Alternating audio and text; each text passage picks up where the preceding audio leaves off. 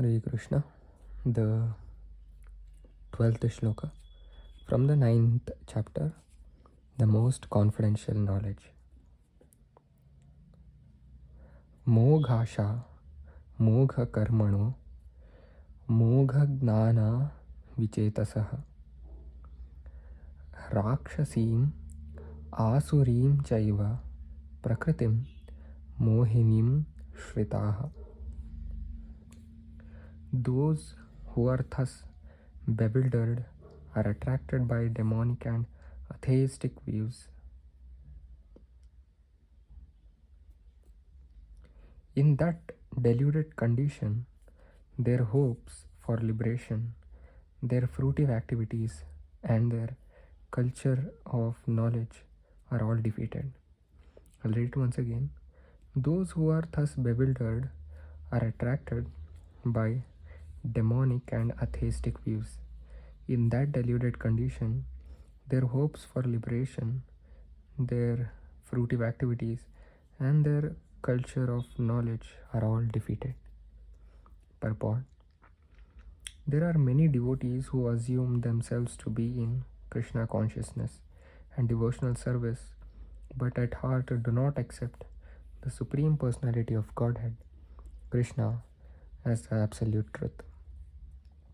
For them, the fruit of devotional service, going back to Godhead, will never be tasted. Similarly, those who are engaged in fruitive, pious activities and who are ultimately hoping to be liberated from this material entanglement will never be successful either, because they deride the Supreme Personality of Godhead, Krishna. In other words, persons who mock Krishna are to be understood to be demonic or atheistic.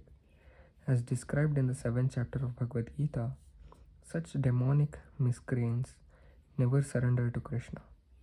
Therefore, their mental speculations to arrive at the absolute truth bring them to the false conclusion that the ordinary living entity and Krishna are one and the same. With such a false conviction, they think that the body of any human being is now simply covered by material nature, and that as soon as one is liberated from this material body, there is no difference between God and himself. This attempt to become one with Krishna will be baffled because of delusion. Such atheistic and demoniac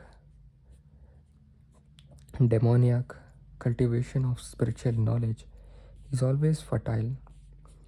That is the indication of this verse. For such persons, cultivation of the knowledge in the Vedic literature, like the Vedanta Sutra and the Upanishads, is always baffled. It is a great offense, therefore, to consider Krishna, the Supreme Personality of Godhead, to be an ordinary man. Those who do so are certainly deluded because they cannot understand the eternal form of Krishna. The Brihad Vishnu Smriti clearly states, Yo veti bhautikam deham Krishnasya paramatmanaha sa sarvasmad bahishkaryah shrauta smarta vidhanatah mukham tasya valokyapi sachelam snanam acharet. One who considers the body of Krishna to be material should be driven